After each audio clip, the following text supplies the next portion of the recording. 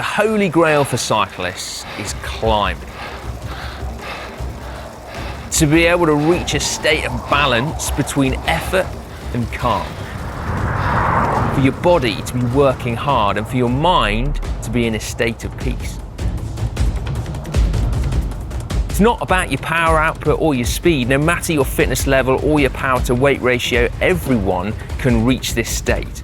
To get there though is another matter.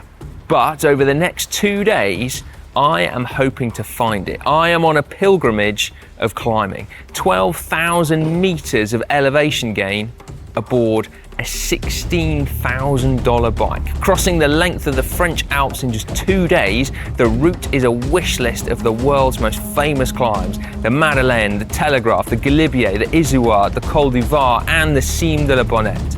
No more legendary 480 kilometers of riding could be found anywhere. The event is the Inferno.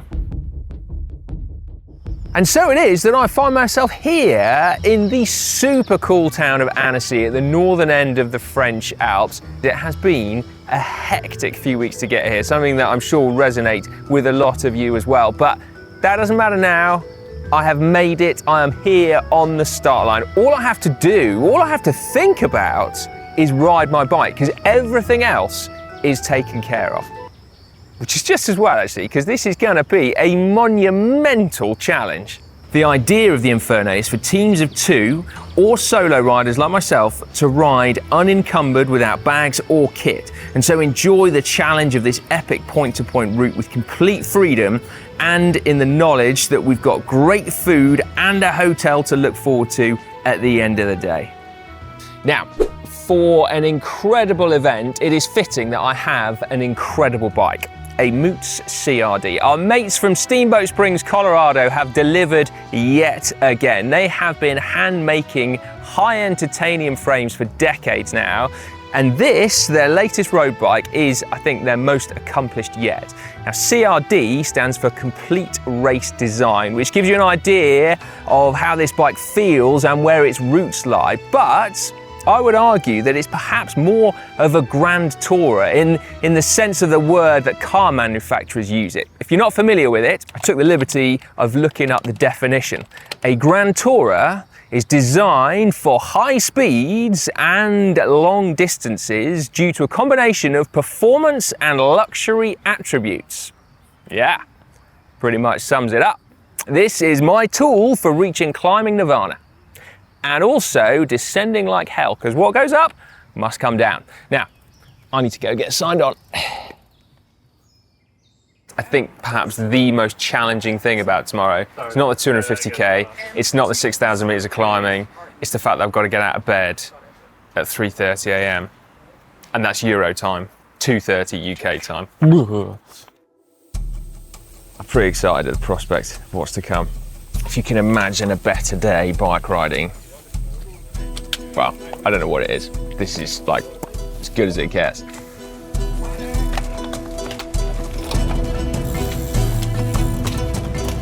I felt really good on the bike. Cruising up in the dark, was able to just concentrate on doing what I was doing. The sun came up, just as I went over the top, and then there's this long, gradual drag up to the bottom of the Madeleine.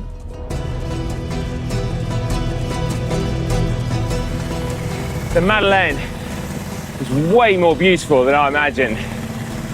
And while it is definitely an alpine giant, the road is super narrow. We're kind of like hugging the side of this super steep valley. It's brilliant to ride. And also the sun is finally cresting the top of the mountains. Pretty dreamy right now. It's still not even 8 o'clock in the morning.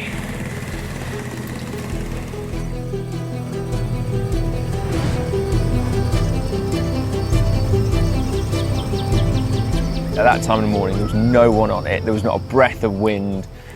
It was utterly magical. It got to the top completely buzzing, but with this nagging sense in the back of my mind that I'd just done 2.5 hours of really, really hard riding. So you could feel that when something's taking it out of you a little bit, and I knew that I'd dipped into my reserves a little bit, but I thought no dramas, stopped at the feed zone, grabbed some stuff, then had a fantastic descent off the Madeleine.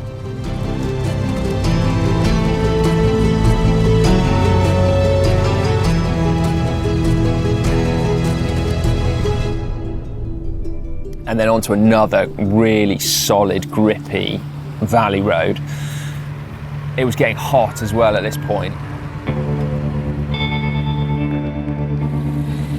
It's weird having little races with other cyclists that kind of wouldn't normally expect to be riding with.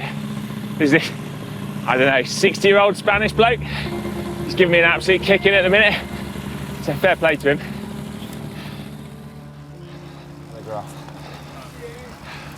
I've gone from feeling fast to feeling survivally.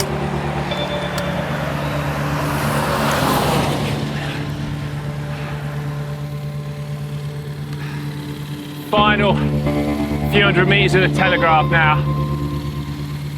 I don't think I've reached Nirvana yet. Trouble is, I'm pretty hanging and it's getting hot. So I'm having to concentrate really hard just to focus on the process of climbing. So I had a bit of a moment on the Telegraph, but I got up it okay, and I sort of reset at the top, got some water, and then the Galibier started okay.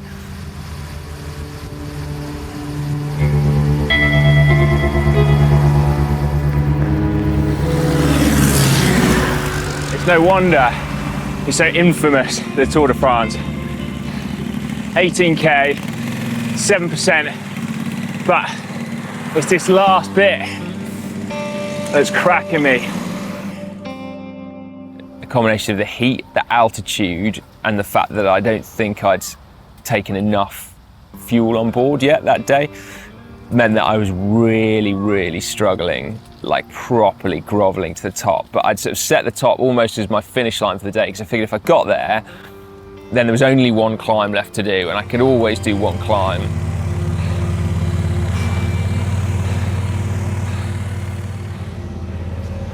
I hadn't quite come to terms with my ability of climbing when tired. So as well as feeling pretty rough because it was hot and I was hungry and I was tired and I was thirsty, but I was also kind of beating myself up a little bit as well, because it wasn't a race that I was familiar with, in the sense that, you know, I wasn't trying to hold on to wheels, and it's so long you can't do any more than you can do.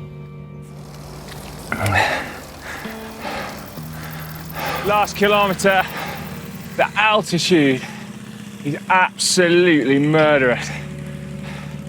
That combined with having blown my doors. Oh. At one point I stopped near the top to get some more water, effectively just to take a break. And I was like, I can't believe I haven't ridden up the Galibier without stopping. Like, you know, it feels like I should be able to ride up the Galibier without stopping. In reality, it doesn't matter. And actually, that was almost a good thing, in that I was then liberated to just take it a little bit easier. But up until that point, it was all about going full gas. And so, yeah, things got pretty dark there.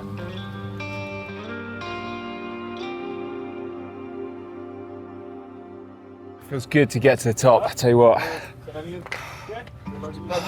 Not least so I can actually admire the view. It was getting pretty grim up there.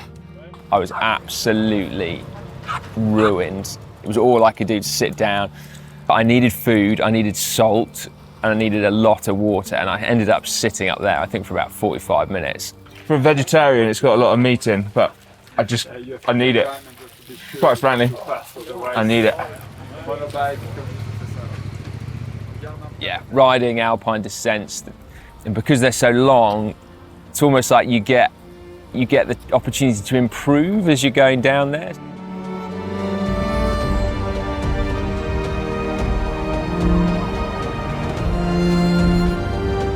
You go through the first corners at the top and you're like, oh, okay. And then you're like, oh yeah, no, okay, next one, I'm gonna get my vision right. And And then you're like, next one, I'm gonna get my braking better, yeah, tick that off. And then like, I'm gonna like twist my hips as I go through the corner, and I'm gonna really rail the bike. And so by the time you get to the bottom of these descents, it's almost like you've reached kind of descending perfection, because you've just had all this opportunity for really like refining your technique. It's a really lovely climb, the Izoard. The vegetation is completely different from earlier in the day, and I was feeling a lot better than I had done on the Galibier, but even so, by the time you get towards the top, the altitude is just crushing, and so my pace was really slow, painfully slow.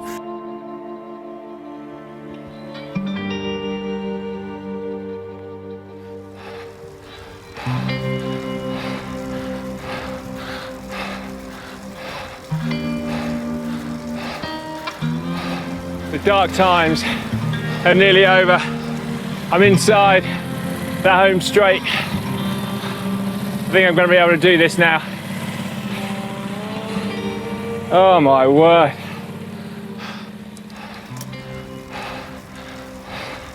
So the clock has been stopped. The racing segment is complete. I've got 10 hours riding time since leaving my hotel. Oh man. I need to have a little stop and sit down again. The game plan tomorrow is to start out at the same pace that I finished today, because then I can finish strongly. I can rock down to the Mediterranean Sea like some kind of cycling god, as opposed to groveling like I have done today.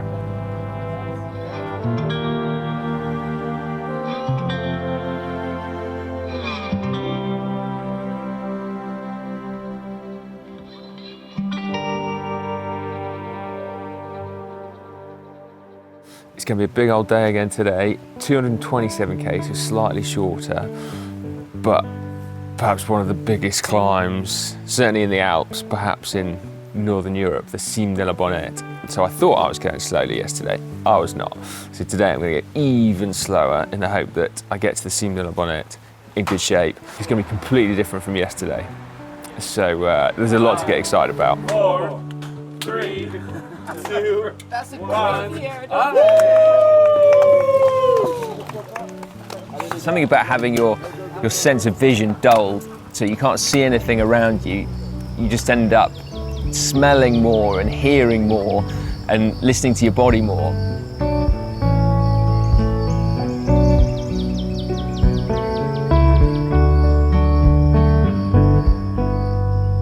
Top of Col de Vars, a little bit of a refuel, gilet on, bottles filled up. Got an hour and 30 on the clock now. And I was riding with Severine again. There's a bit of an incentive having someone just ahead or just behind. This road linking up Col de Vars with Cime de la Bonette is utterly amazing. It's fast, it's flowy. It's like I don't have 300 and something kilometers in my legs from the last 24 hours. Just feels wicked. We've been told that the final kilometre is at 17%. So that's going to be nuts. It's just flashed up on my Wahoo. 23k at 6% average. It occurred to me as I hit the bottom of it that I was going to be sat there probably for another 2 and a bit hours. Despite the fatigue, I am reaching that point of balance. I'm going slowly, but it doesn't matter. I mean, it's so peaceful up here. You can just sit there tuning into your own breathing, the sound of waterfalls as you pass them, or the river in the valley bottom. It's brilliant. And again, just like the Madeleine the day before, that time in the morning, it was completely quiet. There wasn't a breath of wind. It was just incredible, absolutely amazing experience. Oh, that's so good. I was so about to stop. Salut.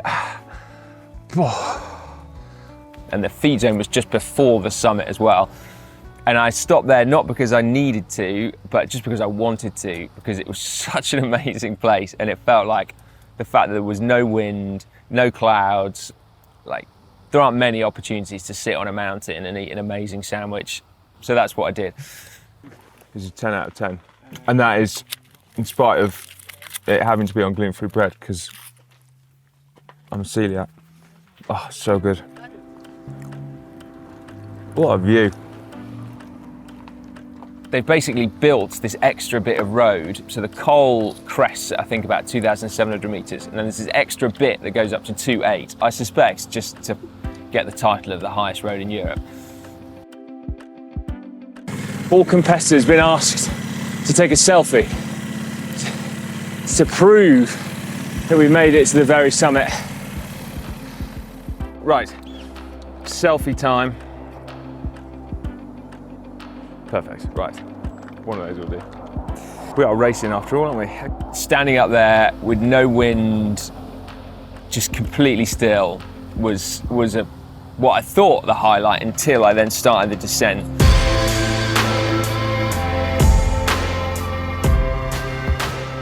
Then the descent off there, I think, is one of my all-time career highlights. Like, that is my favourite ever road descent. It was fast, it was flowy, there were a few hairpins in there. So there were corners that you could go through and think like, can I get through this without my brakes? And because you had a good line of sight, because it was open, invariably there was that little bit more confidence that you weren't gonna meet anyone coming the other way. And so it was just fast and adrenaline fueled, and it was absolutely incredible, and it just went on and on and on and on. So I was getting a little bit toasty by the time we hit Col Saint-Martin. And also, again, that valley road really taking it out of me. Second last classified climb of the Inferno. It's another big one, so it's a lot lower, but still climbing 1,000 meters over 16K. I hit Saint-Martin, and that extra oxygen, because it was that much lower, meant that I was riding a pretty good tempo up there, I felt, for that point in the race. I have got some aches and pains. So my hands, just from holding the bars for, what have I done, 18 hours? My lower back as well from all this climbing. Like, I just have to shut them out.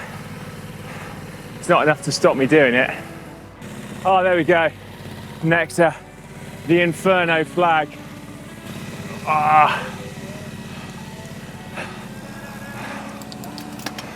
So when I got to the summit, again, I had a little sit down at the feed there to take some more water on board. And I had the sense that things were going to get a bit grippy. Fortunately, the descent was mint, straight down, and then we were straight in to the final climb of the day, the Col de Vars. This climb feels completely different again to everything that's come before. It's one of the absolute beauties of doing a point-to-point ride, I think, especially a long one where you ride through so many different types of scenery and terrain. I was just absolutely done by that point. Like, I couldn't ride up it without stopping.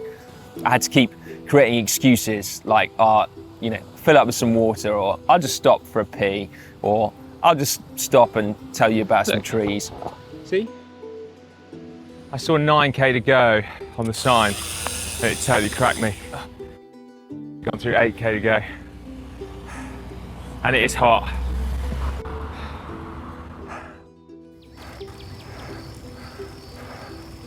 Oh my goodness me, this climb has been an absolute epic. Serves me right for saying it's not a big one. 3K to go. I know I can do that. It's like the equivalent of the biggest climb I've got at home. And I can do that in my sleep. So, just tick it off. And I knew that the finish line was at the top. That's when the timing ended. And even so, I just couldn't do it until about the last 2K, where I was like, right, okay, I can do this now. And I was able to lift my tempo. Yeah, dare I say, the final 300 meters was was an impressive bit of riding. I think I probably went over 10 kilometers an hour up there. And anyway, it felt fantastic, and there was still a big group of people at the top. So I think I finished 5th on the day, and then there were all the Inferno people as well. So it felt like a real nice welcome to get to the top, like a job done. Pretty much all the climbing is done. Nunu, the chef, is over there with some food. Oh, it's just the most amazing food.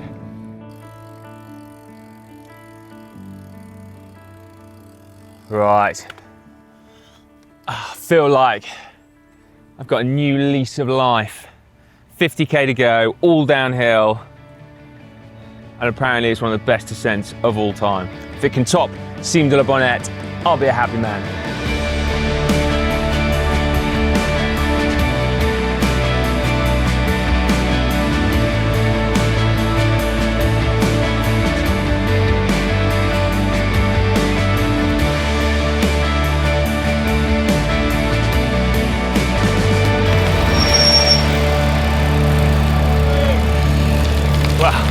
There we go. A very personal end to the challenge, on my own, on the beach, but what a sight for sore eyes that is. Genuinely, that has felt like a journey the last couple of days. Right, if you don't mind me, I've got some business to attend to. Stay tuned though, because this was a bike race after all. We'll find out the results. It was a super tough challenge, I'm not going to lie. Without the support of everyone here on the event and all the other competitors, I'm not entirely sure I'd have been able to do that. So, totally awesome to have ticked off all those climbs in 2 epic days. In terms of results, I was 4th overall, which I'll take. That was pretty cool. I was the 3rd man. Johansson, who I was riding with earlier on today, absolutely annihilated me. It was a pleasure riding with her for a short time before she scampered away up the Cime de la Bonette. Anyway, huge thanks to Inferno for inviting us out here. Huge thanks to Moots for helping to make it happen and providing me with an absolute dream of a bike. If you've enjoyed this video, please give it a big thumbs up and get involved in the comment section down below as well. Is this your kind of bucket list event? What else is up there? We want to read about it in the comments.